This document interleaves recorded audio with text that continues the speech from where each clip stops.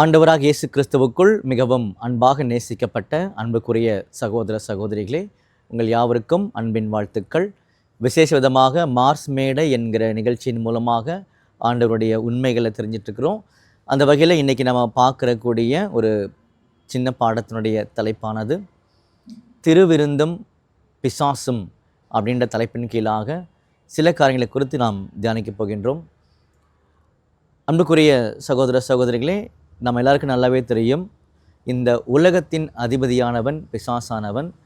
அவனுடைய வேலை என்னன்னு சொல்லி கவனிக்கும் பொழுது, ஆண்டவரை தெரிஞ்சுக்கணும்னு நினைக்கக்கூடிய எல்லா ஜனங்களுடைய அந்த மனக்கண்ணை குருடாக்குறது அவனுடைய வேலைன்றது நமக்கு தெரியும். அந்த வகையில் பார்த்திங்கன்னா, திருவிருந்து அப்படின்னு சொல்லக்கூடிய ஒரு காரியத்தின் மூலமாக எல்லாருடைய மனக்கண்ணையும் பிசாசானவன் குருடாக்கி வச்சிருக்கிறான். அப்போ அதை குறித்த சில உண்மைகள் என்ன பண்ண போகிறோம்னா இன்றைக்கி நாம் தெரிஞ்சுக்க போகிறோம். சரிங்களா? ஓகே. அப்போது கிறிஸ்தவர்கள் பார்த்திங்கன்னா இந்த ஒரு திருவிருந்துன்னு சொல்லக்கூடிய காரியத்தை ஒவ்வொருத்தருமே பார்த்திங்கன்னா ஒவ்வொரு வகையில் என்ன பண்ணுறாங்கன்னா அனுசரிக்கிறாங்கன்றது எல்லாருக்குமே தெரியும். என்னென்ன மாறிடலாம் அப்படின்னு சொல்லி பார்க்கும் பொழுது பாருங்கள், திருவிருந்து அப்படின்னு சொல்லக்கூடிய தலைப்பின் கீழாக சில பேர் அதை செய்கிறாங்க. சில பேர் பார்த்திங்கன்னா நற்கருணை அப்படின்னு சொல்லக்கூடிய தலைப்பின் கீழாக அதை செய்கிறாங்க. சில பேர் பார்க்கும் பொழுது ராப்போஜனம் அப்படின்னு தலைப்பின் கீழாக அதை செய்கிறாங்க. சரிங்களா? அப்போது வேதத்தை நேசிக்கக்கூடிய கிறிஸ்தவர்கள் கொஞ்சம் தயவு கூர்ந்து என்ன பண்ணுங்கன்னா, இந்த வார்த்தைகளை வேத வார்த்தைகளை மட்டும் நீங்கள் நிதானிங்க, உங்களுக்கு சில உண்மைகள்லாம் தெரிய ஆரம்பிக்கும். சரிங்களா? அப்போ அந்த வகையில் சில ஆதாரமான வசனங்களை சம்பவங்களை பார்த்திங்கன்னா அடிப்படையாக கொண்டு தான் இந்த காரியங்கள்லாம் செய்யப்படுதுன்றது எல்லாரும் சொல்கிறாங்க. உதாரணத்துக்கு 1 கொரிந்தியரில் 10ஆம் அதிகாரத்தில் 16ஆம் வசனம் வாசிக்கும் பொழுது, ஸோ அந்த இடத்துல இருக்கக்கூடிய அந்த வசனமானது அநேகருக்கு அடிப்படையாக பார்த்திங்கன்னா ஒரு ஆதாரமாக இருக்கின்றது நமக்கு தெரிஞ்சுக்கிறோம். சரிங்களா? அதை வாசிக்கும் பொழுது, நாம் ஆசீர்வதிக்கிற ஆசீர்வாதத்தின் பாத்திரம் கிறிஸ்துவனுடைய இரத்தத்தின் ஐக்கியமாக இருக்கிறதல்லவா. அப்போது இந்த வசனத்தை நீங்கள் ஃபுல்லாக படிச்சிருங்க. இந்த வசனமானது வேறு வெர்ஷனில் தமிழ் பைபிளில் படிக்கும் பொழுது பார்த்திங்க அப்படின்னா திருவிருந்தின் கிண்ணத்திலிருந்து அப்படின்னு பார்த்திங்கன்னா போடப்பட்டிருக்கும். ஆங்கிலத்தை படித்து பார்த்தோம் அப்படின்னா கப் ஆஃப் பிளெஸ்ஸிங் அப்படின்னு போட்டிருப்பாங்க. கப் ஆஃப் பிளெஸ்ஸிங் அப்படின்னு போட்டிருப்பாங்க. அப்போது இந்த காரியங்கள் எதுக்காக சொல்லப்பட்டது அப்படின்னு சொல்லி பார்க்கும் பொழுது கம்யூனியன் வித் கிரைஸ்ட்.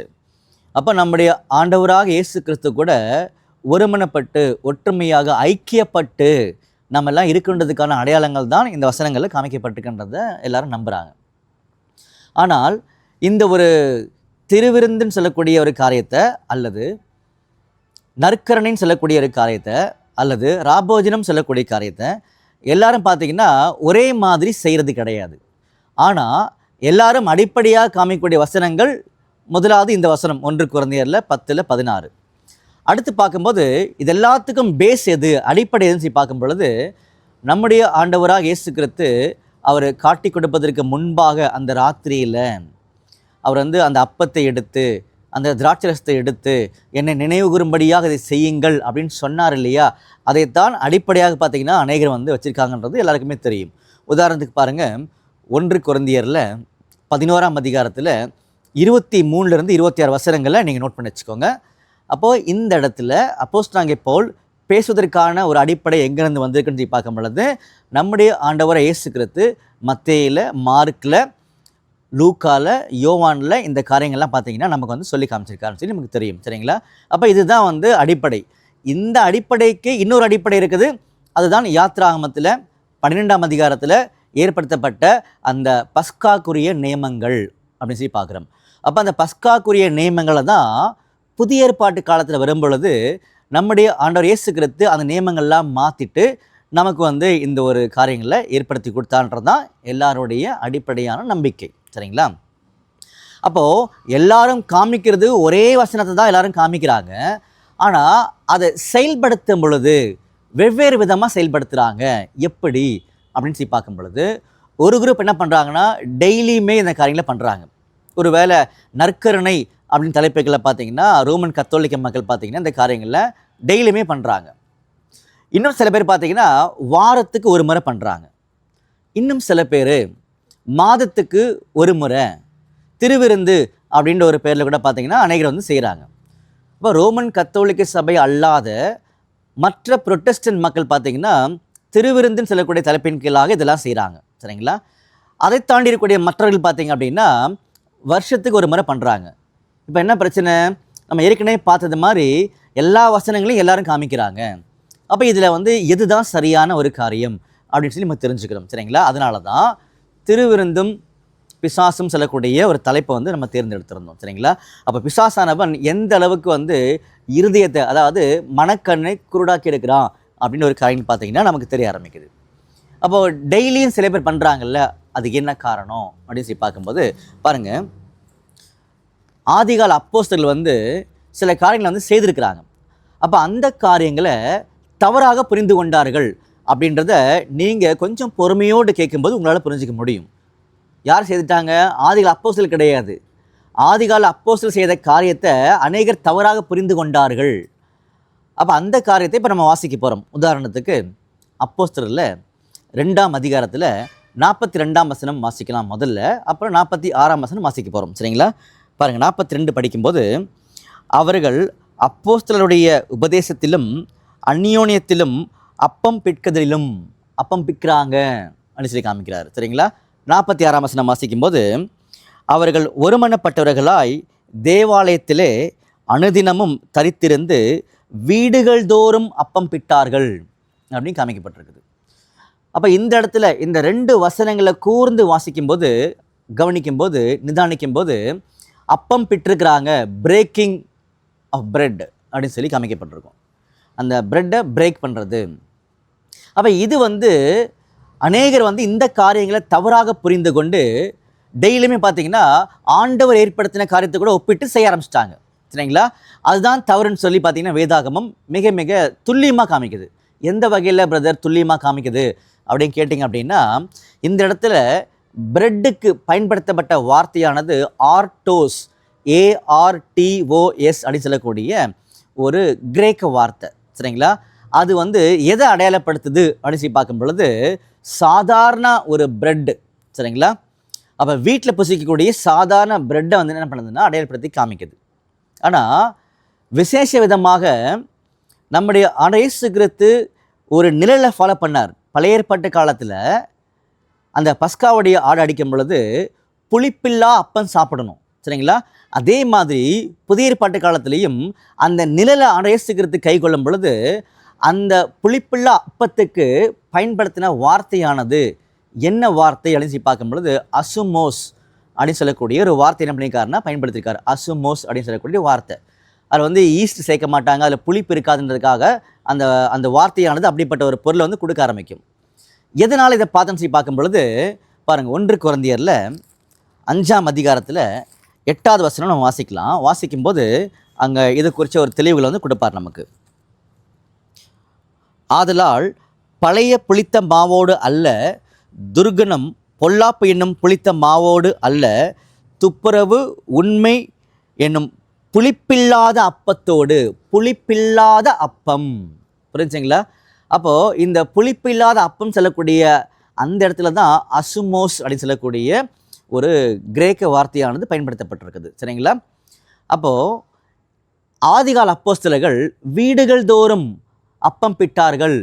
அப்போ அந்த அப்பமானது இந்த அப்பம் கிடையாது. சரிங்களா? அப்போ அதை நம்ம எடுத்துடணும். அதை என்ன பண்ணக்கூடாது சொல்லி பார்த்தீங்க அப்படின்னா, அதை கொண்டு போய் கர்த்தராக இயேசு கிறிஸ்து ஏற்படுத்தின அந்த ராபோஜனத்தில் இதை கம்பேர் பண்ணக்கூடாது. அப்படி கம்பேர் பண்ணி தான் எல்லாருமே அந்த அப்பத்தையும் திராட்சை ரசத்தையும் வச்சுட்டு தினமும் அல்லது வாரத்துக்கு ஒரு முறை அல்லது மாதத்துக்கு ஒரு முறை அதை பண்ணிட்டு இருக்காங்கன்னு சொல்லி கவனிக்கிறோம். அது மிக மிக சாத்தானுடைய தந்திரம் அப்படின்னு சொல்லி கவனிக்கிறோம். சரிங்களா? இது ஒன்று. 2வது பாருங்கள், அப்போஸ்தலரில் 20ஆம் அதிகாரத்தில் 7ஆம் வசனம் வாசிக்கும்போது அங்கே வந்து ஒரு அருமையான வந்து ஒரு காரியம் வந்து நடந்திருக்குது. இந்த காரியங்களை கூட பிசாசானவன் மிக மிக தந்திரமாக ஜனங்கள் மத்தியில் புரிய வச்சுட்டான். இங்கே என்ன நடந்துன்னு சொல்லி பார்க்கும் பொழுது பாருங்கள், 6ஆம் வசனம் படிச்சுட்டு நம்ம 7க்கு வரலாம். அப்போஸ்தலர் 20:6 முதல்ல. சரிங்களா? புளிப்பில்லாத அப்ப பண்டிகை நாட்களுக்கு பின்பு. சரிங்களா? அப்போது புளிப்பில்லாத அப்ப பண்டிகை அது எப்போ வரும்னு சொல்லி பார்த்தீங்கன்னா நீசான் மாதம் 15ஆம் தேதி தொடங்கி 7 நாட்கள் போகும். சரிங்களா? அப்போ 15லேருந்து 21 நாட்கள் புளிப்பில்லாத அப்போ பண்டிகை. அப்போ இது முடிஞ்சதுக்கு அப்புறமா தான் அப்போஸ்தலனாகிய பவுல் தன்னுடைய ட்ராவலிங்கை ஸ்டார்ட் பண்ணுறாரு. சரி, பார்க்குறோம். சரிங்களா? இப்போ 7வது வசனம் வாசிக்கலாம். சரிங்களா? 7ஆம் வசனம் வரும்பொழுது, வாரத்தின் முதல் நாளிலே அப்பம் பிட்கும்படி. வாரத்தின் முதல் நாளிலே.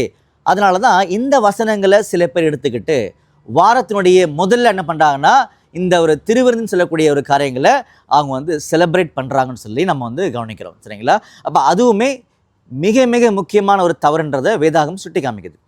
இந்த இடத்துலையும் அப்பம் செல்லக்கூடிய அந்த ஒரு வார்த்தைக்கு பயன்படுத்தப்பட்ட கிரேக்க வார்த்தையானது ஆர்டோஸ் அப்படின்னு சொல்லக்கூடிய கிரேக்க வார்த்தை. என்ன அர்த்தம் சொல்லி பார்த்தீங்கன்னா, சாதாரண ஒரு உணவு, பிரெட் அது. சரிங்களா? அதை கொண்டு போய் எதோட ஒப்பிட்டு காமிச்சிட்டான் பிசாசானவன் சொல்லி கவனிக்கும் பொழுது, கர்த்தராகிய இயேசு கிறிஸ்து அந்த ஒரு ராத்திரியில் ஏற்படுத்தின ராபோஜனத்துக்கு என்ன பண்ணிட்டான்னா ஒப்பிட்டு காமிச்சிட்டான்னு சொல்லி பார்க்குறோம்.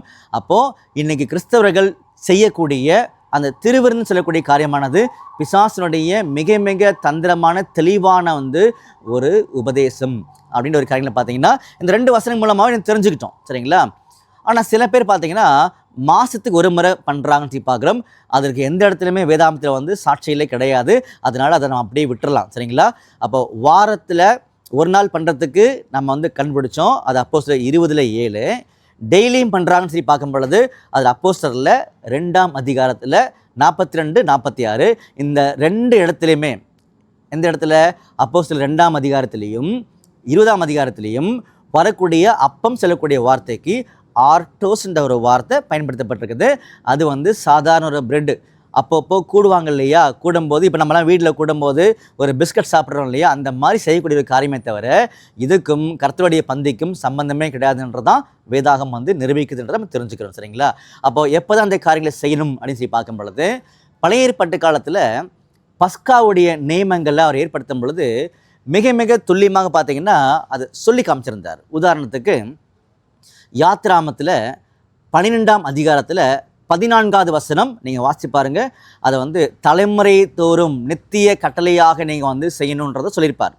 அதே மாதிரி எண்ணாகமத்தில் 9ஆம் அதிகாரத்தில் 2ஆம் வசனம் அதையும் நீங்கள் வாசித்து பார்க்கும் பொழுது குறித்த நாளில் இதை செய்யணுன்றது தான் பழைய ஏற்பாட்டு காலத்து நியமங்கள்.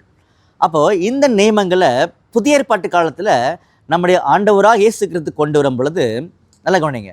பழைய ஏற்பாட்டு காலத்தில் சொல்லப்பட்ட எல்லா காரியத்தையுமே அந்த நிலையான எல்லா காரியத்தையுமே ஒரு பொருளை மாற்றிட்டார். சரிங்களா? உதாரணத்துக்கு பழைய ஏற்பாட்டு காலத்தில் ஆட்டுக்குட்டி அப்படின்னா புதிய ஏற்பாட்டு காலத்தில் நம்முடைய இயேசு கிறிஸ்துவை அடையாளப்படுத்தும். ஸோ இந்த வகையில் அந்த பொருளை மாற்றினார். ஆனால் நல்லா புரிஞ்சுக்கோங்க, அவர் காலங்களை மட்டும் என்ன பண்ணலன்னு சொல்லி பார்க்கும் பொழுது மாற்றவே இல்லை. சரிங்களா? அவர் காலங்களை மட்டும் என்ன பண்ணலன்னா மாற்றவே இல்லை. அப்போ குறித்த நாளில் தான் இந்த ஒரு காரியங்களை செய்யப்பட வேண்டும் என்பதை அவர் சொல்லி காமிச்சார். எப்படிலாம் சொல்லி காமிச்சிருக்கான்னு சொல்லி பார்க்கும் பொழுது தான் நீங்கள் 1 கொரிந்தியரில் 11ஆம் அதிகாரத்தில் நீங்கள் 24லேருந்து 25, 26 வாசித்து பார்க்கும்போது சொல்லுவார், அவருடைய மரணத்தை தெரிவிக்கிறீர்கள். இந்த அப்பத்தையும் திராட்சரசத்தையும் நீங்கள் புசித்து பானம் பண்ணும் பொழுது கர்த்தர் வர வரைக்கும் மரணத்தை தெரிவிக்கிறீர்கள்னு சொல்லி காமிப்பார். அப்போது அவருடைய மரணத்தை நினைவு கூறும்படியாக தான் இந்த காரியங்களை செய்யணுன்றத ஒரு அருமையான வந்து ஒரு உதாரணத்தை, ஒரு நம்பிக்கையை அந்த இடத்துல காமிச்சிருக்கார். சரிங்களா? அப்போ அந்த நம்பிக்கையானது நமக்கு என்ன சொல்லிக் கொடுக்குன்னு சொல்லி பார்க்கும்போது பழைய ஏற்பாட்டு காலத்தில் யாத்ராமத்தில் 12ஆம் அதிகாரத்தில் 14ஆம் வசனம், எண்ணாமத்தில் 9ஆம் அதிகாரம் 2ஆம் வசனம், இந்த 2 வசனத்துக்கு இசைவாக மரணத்தை நினைவு கூறும்படியாக. அப்போது ஒருவருடைய மரணத்தை எப்போ நினைவு கூறுவாங்கன்னு சொல்லி பார்க்கும் பொழுது அந்த மரித்த நாளை தான் என்ன பண்ணுவாங்கன்னா நினைவு கூறுவாங்க. வருஷம் முழுவதுமாக கிடையாது. அப்போது வருஷம் வருஷம் பார்த்தீங்கன்னா அந்த காரியங்கள் வரும். இதுதான் யாத்ராமத்திலையும் எண்ணாமத்திலையும் சொல்லப்பட்ட காரியம். அப்போ அந்த மாதிரி நம்முடைய ஆண்டவராக இயேசு கிறிஸ்து இந்த காரியங்களை என்ன பண்ணாங்கன்னா நினைவு கூறுங்கள், நினைவு கூறுதலின் நாள் அப்படின்னு சொல்லி காமிச்சார். அப்போ அந்த நினைவு கூறுதல் நாளை நம்ம என்ன பண்ணணும்னா அனுசரிக்கணும், வருஷத்துக்கு ஒரு முறை. அப்போது என்ன மாதிரி ஒரு அடையாளங்களோடு செய்யப்பட வேண்டும் சொல்லி பார்க்கும் பொழுது ராபோஜனத்தில் கர்த்தராகிய இயேசு கிறிஸ்து ஏற்படுத்தின 2 முக்கியமான அடையாளங்கள், ஒன்று அப்பம், ஒன்று பார்த்திங்கன்னா திராட்சரசம். அப்போ இது 2 பார்த்திங்கன்னா எதற்கு அடையாளமாக வேதாகமத்தில் ஒப்பிட்டு காமிக்கப்பட்டதுன்றது எல்லாருக்குமே தெரியும். இந்த அப்பமானது அவருடைய சரீரத்தையும் இந்த திராட்சரசமானது அவருடைய இரத்தத்தையும் அடையாளப்படுத்துன்றது அந்த வசனங்கள் நமக்கு சொல்லி காமிக்கும். சரிங்களா? அப்போ அந்த ரெண்டுமே நல்லா யோசிச்சு பாருங்க. என்னுடைய சரீரம் இருக்குது, இதில் மாம்சம் இருக்குது, உள்ள ரத்தம் இருக்குது, சேர்ந்துருக்கு இல்லையா? அப்போது இந்த அப்பமும் திராட்சை ரசமும் அடிப்படையாக எதை அடையாளப்படுத்துதுன்னு சொல்லி பார்க்கும் பொழுது ஆண்டவருடைய அந்த பரிசுத்தமான முழுமையான வாழ்க்கை என்ன பண்ணுதுன்னா அடையாளப்படுத்தி காமிக்குது. அந்த வாழ்க்கையானது என்னை மீட்கும்படியாக அவர் அதை மீட்கும் பொருளாக கொடுத்துருக்கிறார். அந்த பரிசுத்தமான வாழ்க்கையை என்னை மீட்கும்படியாக அந்த வாழ்க்கையை மீட்கும் பொருளாக அந்த ஜீவனை கொடுத்துருக்கிறாரு. அப்படிப்பட்ட ஒரு காரியங்கள் என்ன பண்ணணும்னா நினைவு கூறுங்க அப்படின்னு சொல்லி காமிச்சாரே தவிர இதை பிசாசானவன் சொல்கிற மாதிரி தினம் தினம் வாரம் வாரம் மாதம் மாதம் செய்யும்படியாக வேதாமத்தில் உத்தரவு கிடையாது. அது பிசாசனுடைய தவறான ஒரு காரியம். அதனால தான் திருவிருந்தும் பிசாசும் சொல்லக்கூடிய ஒரு காரியத்தை நான் கவனித்தோம். சரிங்களா? அப்போ அன்புக்குரிய சகோதர சகோதரிகளே, இப்போ நாம் பார்த்த காரியங்கள் கொஞ்சம்தான். இதோடைய அநேகமாயிரம் உண்மைகள் பார்த்தீங்கன்னா வேதாமத்துக்குள்ளே அடங்கியிருக்குது. சரிங்களா? அதனால நினைவு கூறுதல்னு சொல்லக்கூடிய நாள் என்ன பண்ணணும்னா அனுசரிக்கணும். அது வருஷத்துக்கு ஒரு முறை. அதுதான் ராபோஜனம் சொல்லக்கூடிய ஒரு காரியம். இதைத்தான் ஆண்டவர் இயேசு கிறிஸ்து நியமமாக ஏற்படுத்தியிருக்காரே தவிர மற்ற காரியங்களே கிடையாது. அப்போ தொடர்ந்து ஆண்டவரை பற்றி உண்மைகளை தெரிந்து கொண்டு ஆண்டவருக்காக ஜீவிக்க ஆண்டவர் கிருபை செய்வாராக. ஆமென்.